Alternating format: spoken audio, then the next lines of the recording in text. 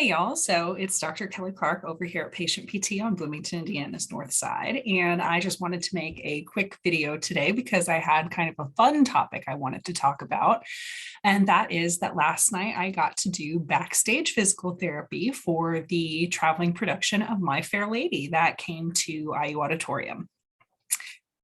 This is a topic like every time I do one of these gigs and make my posts on social media, I end up getting a lot of questions from clients about it. And a lot of times actually from physical therapy students and early professionals who want to know stuff like, what's it like? And do you actually get to work with the performers? And how did you get this gig in the first place? So I don't think I've ever made a video about my backstage PT gigs. So I thought I would take a little bit of time today to answer some of those questions. Well, so first of all, for those of you who are wondering how I got such a kind of groovy job in the first place, it's kind of a funny story.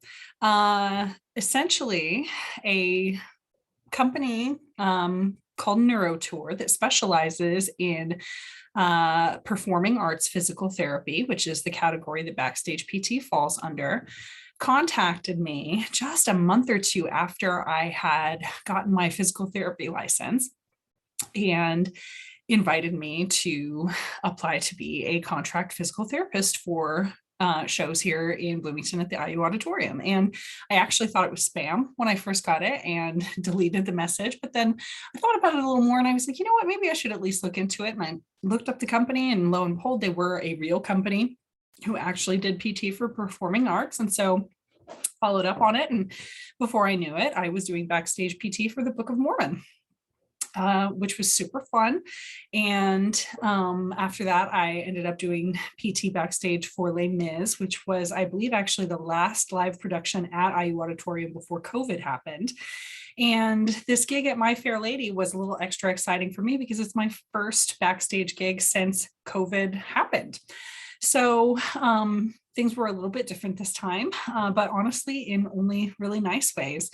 I had a full dressing room in order to have some more privacy with my clients. A lot of times they just kind of stick the physical therapist wherever they can. When I was on Les Mis, I actually ended up having an open space in the basement right next to the craft table. There was not even a curtain between me and folks who were just trying to eat dinner in between tasks, getting ready for the show. So this was much nicer. I actually had a nice kind of dressing room set up that you will see if you check out the photos that I posted along with this blog on my website. And basically anybody who is associated with the show, whether they are a musician in the orchestra, cast, or crew, can sign up for a 20-minute time slot, usually at least once per tour stop, with a physical therapist. And this is actually the primary health benefit that performing arts folks get on these traveling shows. And so you never really know what you're going to get. Sometimes people are bringing you problems that under ordinary circumstances, they might be more likely to address with their physician first. Sometimes you are working on things that folks have been struggling with for a really long time. A lot of times there are repetitive stress injuries associated with performance, especially for musicians who end up holding their instruments in very specific positions for long periods of time and doing really intricate movements with their hands. So as a physical therapist, it's an incredibly interesting job to do. Here at Patient PT, I really pride myself on taking my time with clients and giving people all of the attention and really personalized care that I can possibly offer them.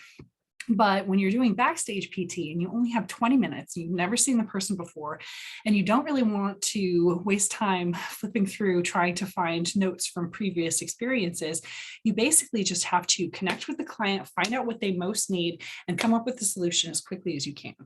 And so it is a huge change of pace from what I do on the daily. And I find it incredibly satisfying because I'm still actually really good at it. Every time it happens, I'm really pleased with myself. I always find that I'm able to come up with some good tips to help people. Last night, I got to do some hand therapy for the first time backstage, which is one of my favorites, but don't really get to do it a lot of times at those backstage gigs because a lot of times the musicians are dealing with more posture related and upper body issues. And a lot of times the actors and actresses are dealing with hip issues and things things in their legs and ankles, as you might imagine. So hand therapy last night was a special treat. I also got to give somebody some tips on how to best manage knee pain when they are jumping up onto a table all of a sudden during a scene.